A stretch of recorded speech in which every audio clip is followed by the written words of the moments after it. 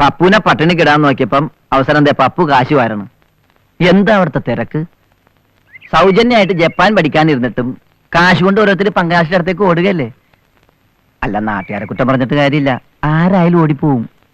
നമുക്കും അതുപോലൊരു വനിതാ ബാർബറെ കൊണ്ടുവന്നാലോ? പിന്നെ വനിതാ ബാർബർമാര് ജോലി തേടി അലഞ്ഞു നടക്കുകയല്ലേ. എന്റെ മുതലാളി ലോകത്തെ ഏക വനിതാ ബാർബറിയാണ് ഈ പങ്ക്രി. നമ്മുടെ നാട്ടിലെ പെണ്ണുങ്ങൾ ഈ പണിക്ക് പോവോ? ഇതൊരു അസാമാന്യ പ്രതിഭയാണ് ഈ വന്നിരിക്കുന്നത്. അല്ല, ജപ്പാൻ ചില ഭാര്യമാരെ ആരെങ്കിലും കൊണ്ടുവന്ന് പഠിപ്പിച്ചെടുത്തൂടെ? ഞാൻ കല്യാണം കഴിച്ചിട്ടുണ്ടായിരുന്നെങ്കിൽ ആ റൂട്ടിലേക്ക് എന്റെ ചിന്ത തിരിച്ചുവിടാമായിരുന്നു. ആ, എങ്കിൽ എത്രയും പെട്ടെന്ന് ഒരു കല്യാണം കഴിച്ച് ആ പെണ്ണിനെ വേഗം കട്ടിങ്ങും ഷേവിങ്ങും പഠിപ്പിക്കാൻ നോക്ക്. ഓടിച്ചെന്ന് കല്യാണം കഴിക്കാൻ പെണ്ണുങ്ങളെ പലചരക്കടേന്ന് കിട്ടും. എന്റെ മനസ്സിന് സങ്കല്പത്തിന് ചേരുന്ന ഒരു പെൺകുട്ടിയെ കണ്ടു കിട്ടണ്ടേ കൂലിപ്പട്ടാളം?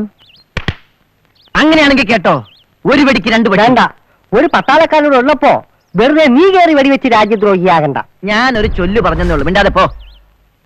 മുതലാളി, പങ്കജാക്ഷിയെ നമ്മുടെ പക്ഷത്തേക്ക് മറിച്ചാലോ? അതെങ്ങനെയാ? അവൾ പപ്പുവിന്റെ ജ്യേഷ്ഠന്റെ മോളല്ലേ. അതെ. നമ്മളിനി എന്ത് അഭ്യാസം കാണിച്ചാലും അവൾ നമ്മുടെ പക്ഷത്തേക്ക് വരില്ല.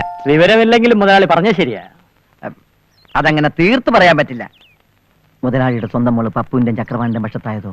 അത് പിന്നെ പ്രേമം അല്ലേ? അതേ ഒറ്റമൂലി തന്നെ ഇവിടെ നാം പ്രയോഗിക്കണം. ആ ഒറ്റമൂലിക്ക് മുന്നിൽ വടങ്ങാത്ത സ്ത്രീ ഹൃദയങ്ങളില്ല. ഈ ജപ്പാൻജി പങ്കജാക്ഷിയെ പ്രേമിച്ച് വിവാഹം കഴിച്ചാൽ അവൾ പിന്നെ ഭൂലോക സുന്ദരിയിലായി. അതെ, മുതലാളിയുടെ മകളെ പ്രേമിച്ചതിന് ഒരു തിരിച്ചടിയുമായിരിക്കും. അതൊക്കെ നിങ്ങളുടെ ഇഷ്ടം. എങ്ങനെയായാലും ശരി, അവൻ എന്റെ മുമ്പിൽ തോക്കുന്നത് എനിക്കൊന്ന് കാണണം. പങ്കജാക്ഷി നമ്മുടെ പക്ഷത്തേക്ക് കൊണ്ടുവന്നാൽ പോരെ?